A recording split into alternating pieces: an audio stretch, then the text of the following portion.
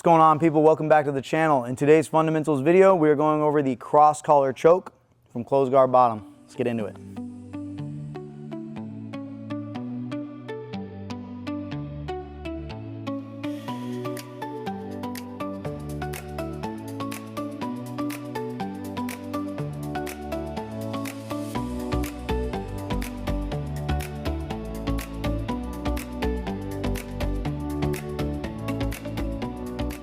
I'm going to talk about the cross collar choke from closed guard bottom. And admittedly, this is a pretty difficult choke to set up, but if you do it right, you kind of limit their ability to offend. So we'll talk about those details after we run through it here. Byron's got his standard starting position in closed guard top. I'm going to break this collar grip or this kickstand, crunch, 2-on-1, pop up. It's important that I open his sleeve. Same side grip maintains control. I open his sleeve to the side that I'm controlling, and I pull him down with my legs to allow me to get a very deep cross collar grip here. I want my hand, the back of my hand, to be touching the back of his neck. From here, what I want to do is before I get my second grip, I'm going to shrimp out to the side and relock my guard. Now, I'm able to see where my grip is going to go. I move his head if I can to get my thumb in. If I can't, I grab the material. 9 times out of 10, I'm just grabbing the material here. I get my grips, and to finish, I'm tucking my elbows together and leaning my head over that top fist.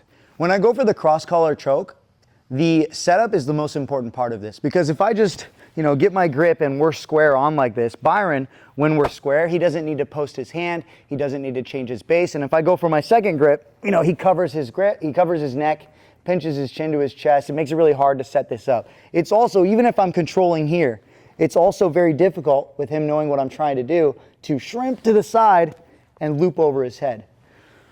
So emphasizing the shrimp and the pulling him to the side is going to be important to actually make this work live. Breaking the grip, opening his sleeve grip to that far side and pulling him off at an angle. That gives me the ability to reach for my first grip. He has nowhere to defend. He's not ready for that. And now, making sure his weight stays to his right. Look how I shrimp to the side, pulling him down with that cross collar grip. Now I can let go and I see where my hand needs to go, making that second grip and that transition a lot quicker. One problem that I see people do is they try to cross collar choke with their forearm above the person's jaw. This isn't going to work. When I go for my cross collar choke, I want to get my grip and tuck my elbows. I touch my elbows together, and to finish, I'm not opening my elbows to finish. I'm actually closing my elbows and flaring my hands apart. Essentially that motion right there. If my wrists are bent at all, the choke doesn't work. So, one more time here. Break the kickstand grip, open his hand to the side. As I pull him down with my legs, my cross collar grip is sinking in, back of the hand to the back of the neck. And now as I let go of this grip, shrimping to the side, getting my second choking grip in. Forearm goes low below the jaw, my elbows are touching, and I lean.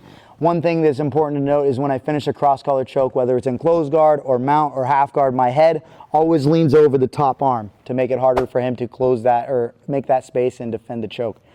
Grabbing my grip, head goes over the top hand, flaring my wrists. I'm going to loosen up so you guys can see, flaring my wrists away from each other to get the finish. There you have it, guys. Cross collar choke from closed guard bottom. Hopefully you found that useful. If you did, make sure you hit that like button. Consider subscribing to the channel if you're new. And as always, stay consistent. Go train.